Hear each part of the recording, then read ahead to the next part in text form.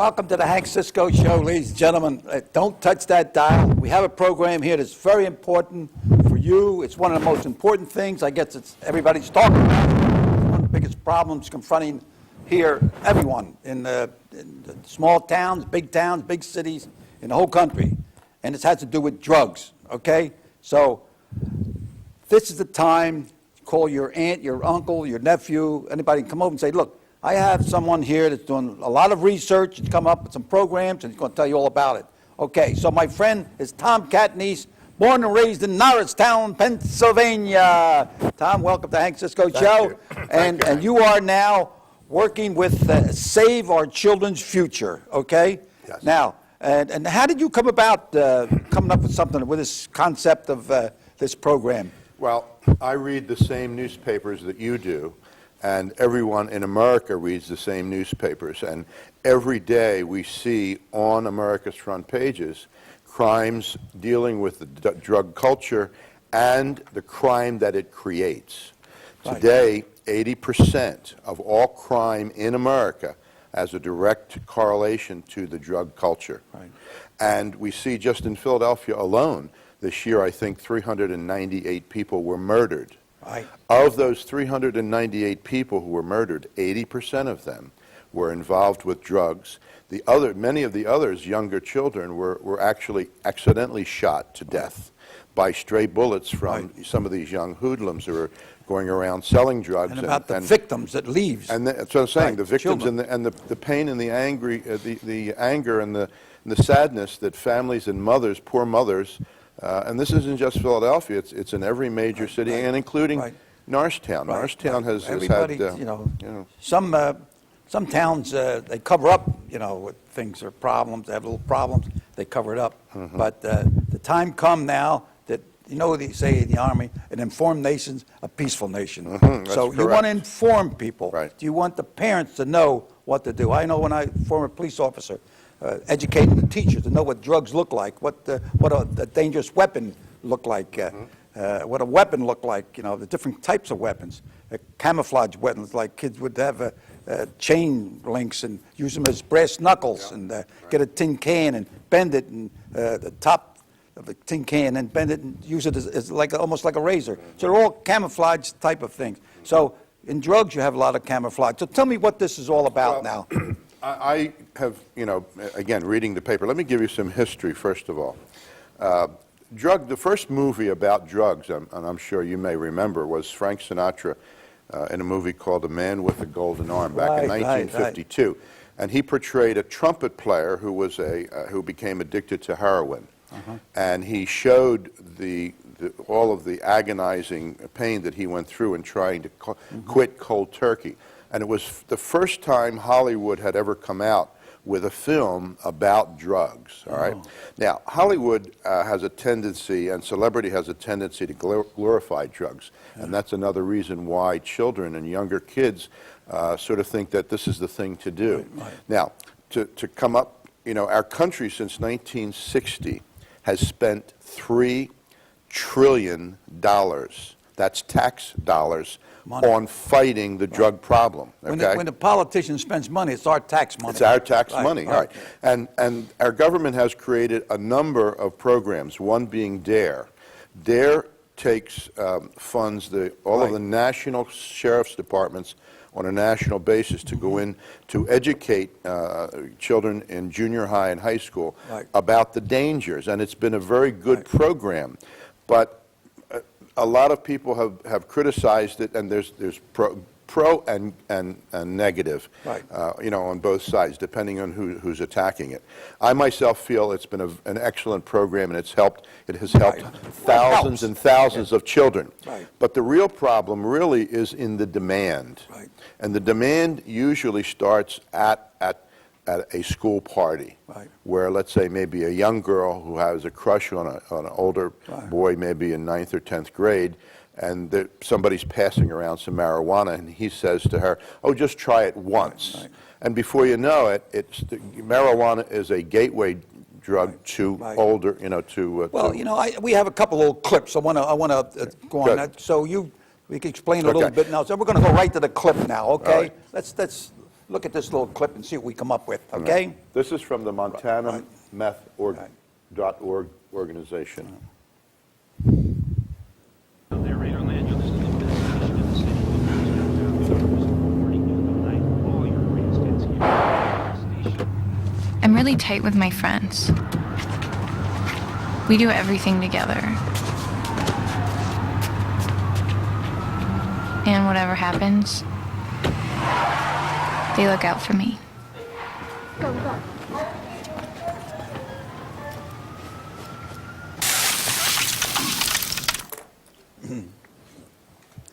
Okay, now, that's a little something, I want to keep you informed, so we'll know a little bit more about it. Now, continue on that. Well, let me mention for the viewers so that they'll be able to go and see more.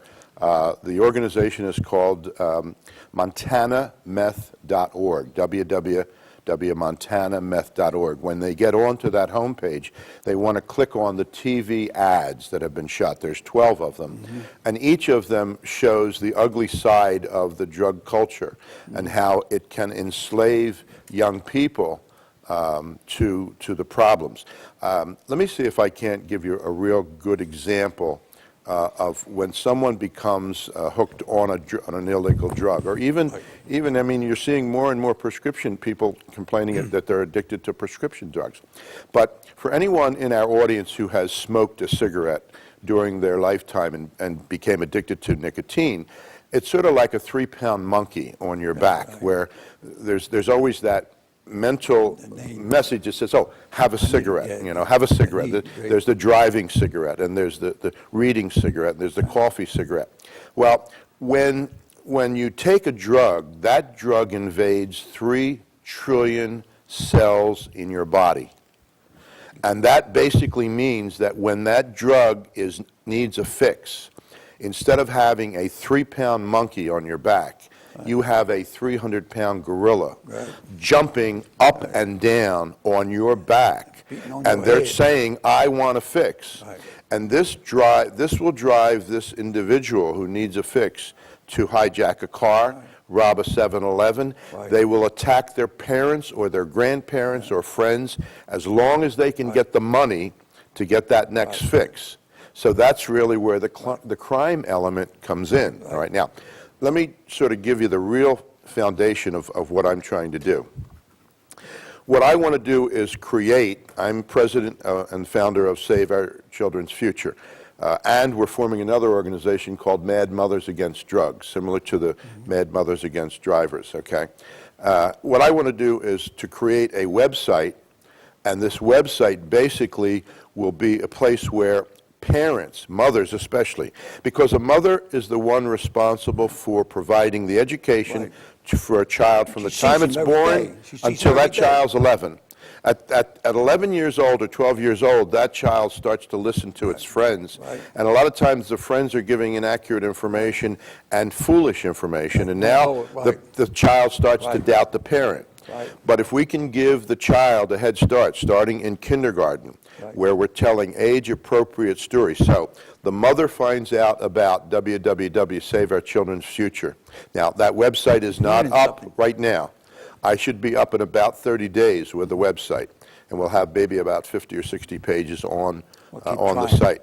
But at this point, we're about 30 days away. But once she dials in, once she goes onto the internet and clicks into www.Save Our Children's Future, when she comes onto the home page, there's going to be about 30 different subject matter pages. One of those pages will be stories for 4 to 5-year-olds.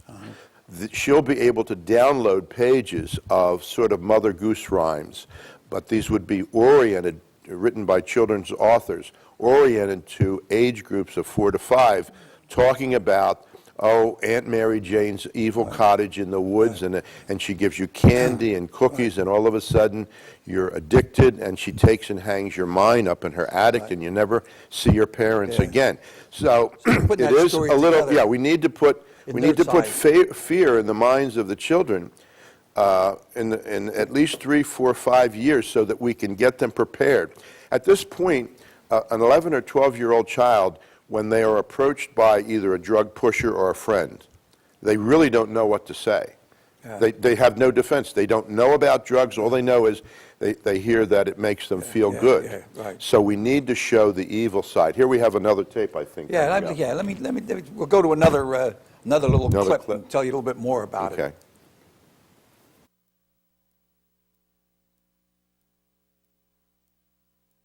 Just once. I'm gonna smoke this just once. I'm gonna steal just once. I'm going to sleep with him for meth just once. I'm going to try math just once.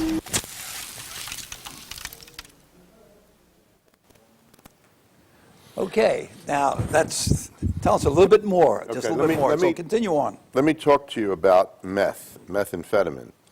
This is something that can be cheaply manufactured almost by anyone.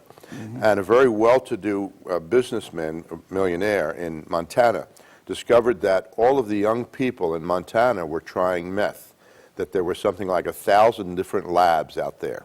So he came along and created this meth project, this what he's Okay. calling MontanaMeth.org or MontanaMethProject.org. And he sponsored these individual videos. Now, with meth, you can, if you try it once, you're hooked. Yeah. It's that strong of a drug. So with the other ones, you can certainly try them a few times and you won't necessarily get hooked.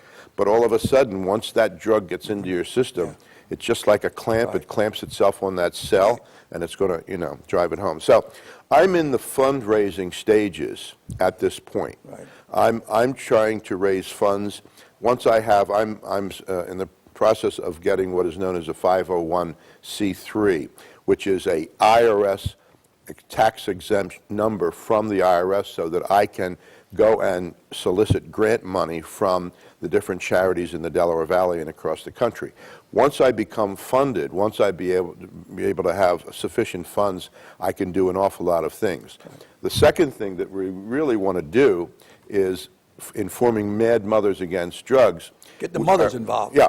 See, again, if I tell a mother that her child is going to be met in 5 years with a grave disease, that mother will do everything in her power to keep that child safe from that disease, such as get vaccinated, such as vitamins, such as medicine. But now, with drugs, we have drugs as the disease itself, and that's exactly what it is. It's a disease, very much like alcoholism. Right. So if I can warn this woman and say, look, you're going to have a serious problem. Prepare yourself. You need to start to prepare your child now for this education, because if you can teach them now, by the time they're 10 or 11, when they get a drug pusher to come and try and sell them something, they're going to know. They're going to say, hey, you're trying to steal my mind. I know what you're trying to do. So we need to give them a defense mechanism. Now, the real key to Mad Mothers Against Drugs is that every elementary school, every junior high school, every senior high school has a mother's club, or the new term is Parent Teachers Association. Right. So once we get our website address out to these organizations, They'll be able to contact. then they're going to be able to interface, and then once we set up a Mad Mothers chapter at each of these schools, they can all interact together with each other across the country. Right. So now my goal is to have 150,000 chapters in the United States of Mad Mothers Against Drugs. ABC Disney has not created one anti-drug movie. Ooh. No one.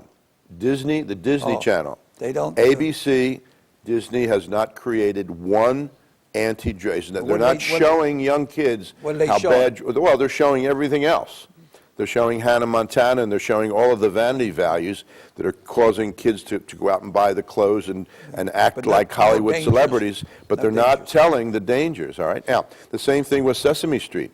Sesame Street is educating children about the ABCs and all the other values, but they're not, and Reality. What's people out say in the to me, world. people say to me, Tom, kindergartners are too young to be educated. Well, I'm going to tell you something right now, very quickly. I went about 3 months ago, I went to my grandchild's kindergarten class. I walk in, I see this kindergarten sitting by his laptop. I go over and he looks perplexed, and I said, what's the matter? He said, I'm having troubles with my computer. I said, what's the matter? He said, the bundles are coming in dispersed packages. I said, I wouldn't even I know. said, what do you mean? He said, the DSL signal isn't strong enough to overcome all this. He's in kindergarten. And this is kindergarten. I'm saying, and he says, but not to worry. He says, my friend who's coming he's going to come and help me fix it. I said, how old are you? He said, that many. That many. All right? So children today are absorbing more and more, and childhood, you know, the age where 13, 14, and 15, many, many years ago, the maturity levels are going down, not going up. So because of TV and computers, children are learning quicker all the negative values Well, it's in life. even now. I remember when I first started in the police department in 1951, I didn't know anything about drugs. The first thing I knew was their paper bags. They were sniffing glue. And then the girls would get the comb and get a little tooth from the cone and stick it in the cigarette and smoke it and get a little high. When it get to the plastic, spray the cigarette with hairspray and then get a little high. It's a sickness. And then as far as the teenagers drinking or drugs, it's false courage. It gives them, they think they can be tough, they can be smart, but you know, they get a couple drinks and they want to beat everybody up. But when they don't have any drink on it, they have any drugs or whatever, they don't want to beat nobody up. They just want to take it easy. So it's all false courage, and it puts you in a position where you can get really beat up. Right. Well, If you sober up, you're look at all gonna get beat up. look at all the young people who are killed with drunk driving. Either they're dying or they've killed someone, you know, on the other side. So and that's the same thing, you know, with drugs. When you're involved with drugs and you have an addiction and you're taking drugs, your mentality is no longer there. Your reaction time is no longer there. We had when I was at Norristown Police, they were talking about safety, and we showed this movie. It was called Signal 30. It's about bad accidents. You know, we're talking about teenagers, you know, getting in accidents and all. And there were some bad ones. You know, the film was on there with a lot of crushed bodies and all. And two kids passed out. The nuns start screaming and hollering, "Stop the movie! Stop the movie!" You know, and you know it got their attention. You know, but so we don't have to wait till it gets that bad. It's to educate. Well, to educate. The other thing that we're going to do that I think is going to be very helpful is to put all of the nightmare stories of all of these people. And here's some more. Let's jump over and look a couple more clips there.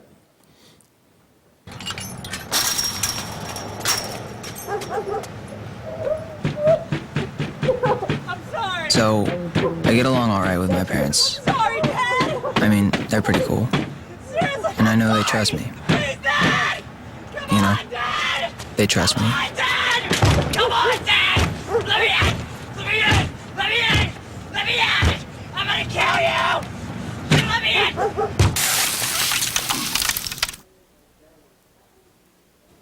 Okay, tell me a little bit more about this program now. Right. It has. Well, again, as I had you're said, the beginning of it, like yeah, and this man out in Montana. Let me go real quick.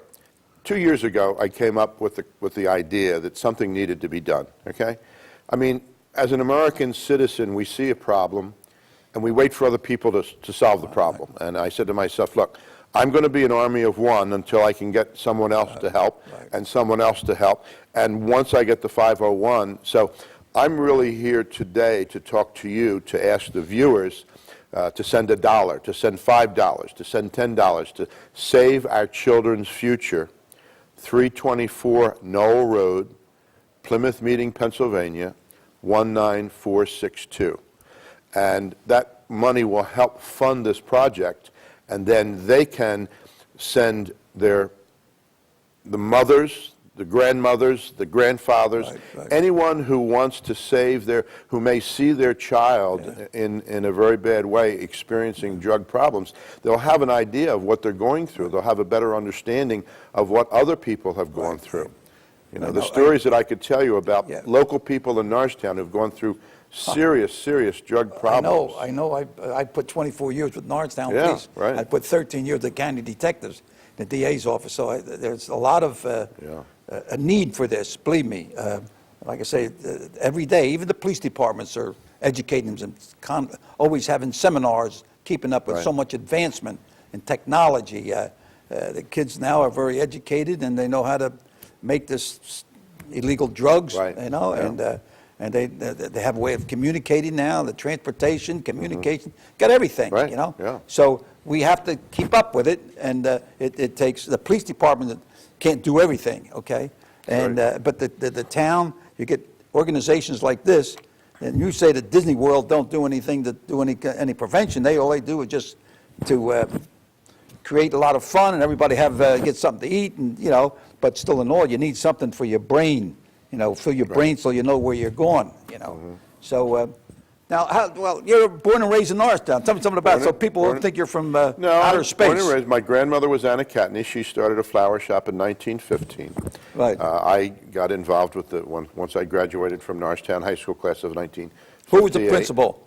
Mr. Cost. Oh, Mr. Cost, Mr. yeah. Cost. He used to be a teacher, a science Yes. teacher at the Rittenhouse. That's right. I went to Yes, Rittenhouse. Yeah. So and so did I. You know. So I came up, through the flower shop, and I recognized that really was not what I wanted to do. I needed something outside of that because I was dealing with 3 generations of We did a little film. family. They did a little what do you call it, movie? You did a Well, tape on the Columbus monument. Yeah, right. I produced that, Well, you for produced Hello the- Columbus. That was very enjoyable. And again, it was a community effort, Right. to remember the history of So all what of I'm those trying to things. say, that you're a community guy. You've been Well, born and raised I've here. been you've involved been with helping the Catholic community. charities. I think anywhere where I see help, I jump in and Right, help other right. people do what they're doing. So. And then, all right, now about the flower shop. No more. It was No, I haven't- CATNIECE Flower Shop. I haven't been in the flower business for close to 35 years. Yeah, but you do decorating. Well, I sell gift packaging to people like Walt Disney World, Godiva, Harry and David, IKEA, and I started that company about 40 years ago. So, What's that? You decorate the. well, it's not that I decorate. What I do is I design celebrity gifts for people, and I sell that type of packaging to the gift industry across the country. And I've done seminars over here in the United States and by invitation to Europe. But let me come back to Mad Mothers Against Drugs and say basically that by having an individual chapter, let's say here or at the different elementary schools, then we can provide on the website an agenda for what these women should be looking for in signs of their children. Sometimes when a child gets involved with drugs, all of a sudden they slow down or they speed up. If they're taking a methamphetamine, their energy is unbelievable. They can work 18, 19 hours without sleep.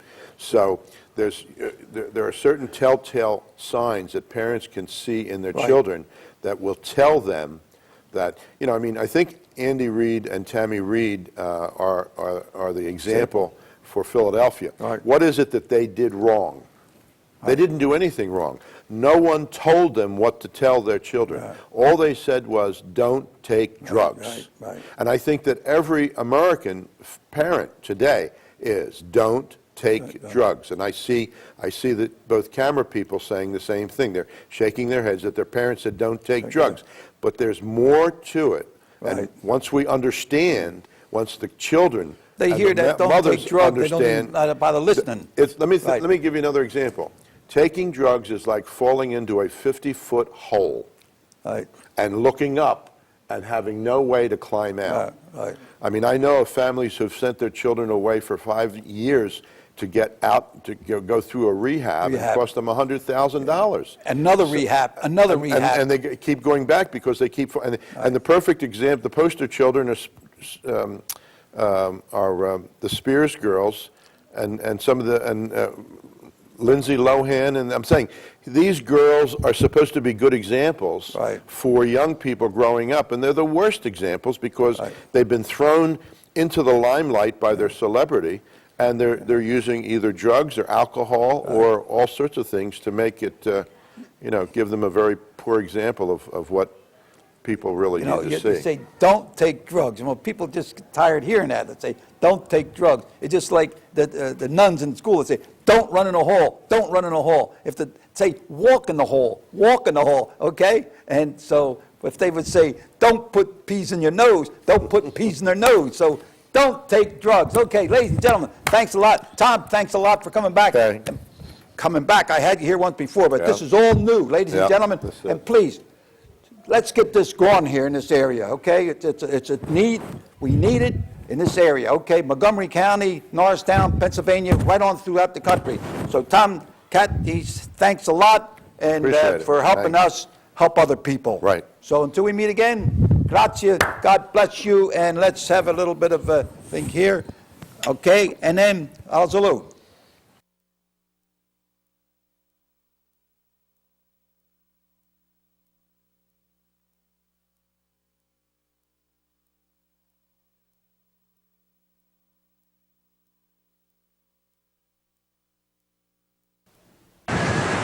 I wish my tire had blown out that night.